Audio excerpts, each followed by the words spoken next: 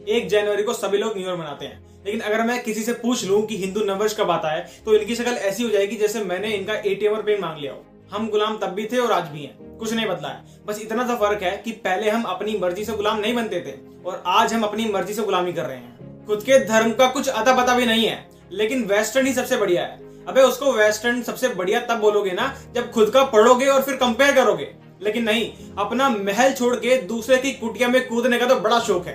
अब आज तुम 2022 मना रहे हो तो तुम्हें क्या लगता है कि पूरा संसार सिर्फ 2022 साल पुराना है? क्या बदलता है 1 जनवरी को, और वो भी आधी रात को? पूरी की पूरी दुनिया के अंदर कोई भी प्राकृतिक चेंज आपको दिखता है? नहीं। सच बताऊं तो ये सिर्फ शराब पीने का और अश्लीलता फैलाने का एक माध्यम बन चुका है, और हाँ, अपने आप को कूल दिखाने का भी। और ऐसा नहीं है कि ये भारत में बहुत पहले से हो रहा है, ये सिर्फ 19वीं शताब्दी से होता आ रहा है, क्योंकि अंग्रेजों की गुलामी तो आ गई लेकिन जाने का नाम नहीं ले रही है। भारत में पहले हिंदू नववर्ष मनाया जाता था, जो कि चैत्र के महीने में शुक्ल प्रतिपदा को आता है, और यह दिन अंग्रेजी कैलेंडर के हिसाब से अब मार्च और अप्रैल के बीच में आता है। लेकिन दूसरी संस्कृति को अपनाने के चक्कर में और गलत मान्यताओं को फॉलो करने के चक्कर में आज ये हाल है कि अगर मैं किसी हिंदू से पूछ लूं कि तू क्यों 1 जनवरी को न्यू ईयर मना रहा है, तो उसके पास कोई लॉजिकल आंसर नहीं होगा।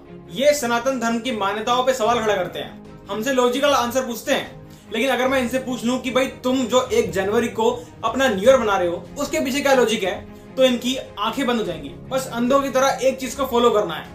चलो ठीक है, दूसरी संस्कृति को तुम अपना भी रहे हो, मना भी रहे हो, लेकिन अपनी संस्कृति के बारे में इतना सा भी नहीं पता। तुम क्या हो? आजकल वो देखी होगी ना फैंटा मैगी, हाँ वही। उसमें अगर लौंग, इलायची, अदरक, पुदीना सब कुछ मिला दिया जाए और हाँ हल्का सा सैनिटाइजर भी मिला दिया जाए, तो जो खिचड़ी पकेगी ना, अबे वो तुम हो। क्योंकि ना तुम हिंदू हो, ना तुम मुस्लिम हो, ना तुम क्रिश्चियन हो, अबे क्या हो? देखो, अब बात करते हैं हिंदुओं के असली नव वर्ष की। जैसा कि मैंने बताया कि चैत्र महीने के पहले दिन को हमारा ये नव वर्ष मनाया जाता है। भारत के अलग अलग राज्यों में ये अलग अलग नामों से मनाया जाता है। जैसे महाराष्ट्र में गुड़ी पड़वा, साउथ में उगाड़ी, कश्मीर में नवरेह और मणिपुर में चुरावा नाम से।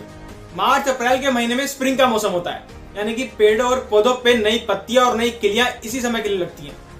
हर जगह हरियाली होती है, किसान अपनी फसल इसी समय काटता है और हमको नया अनाज मिलता है। सर्दियों में बर्फ से जमी झीलों में से बर्फ पिघलने लगती है और शुद्ध मौसम हमको इसी समय फील होता है।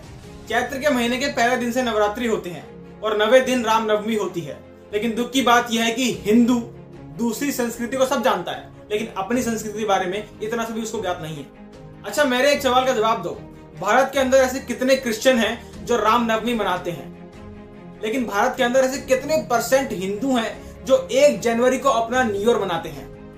जो फर्क आप देख पा रहे हो, यही फर्क है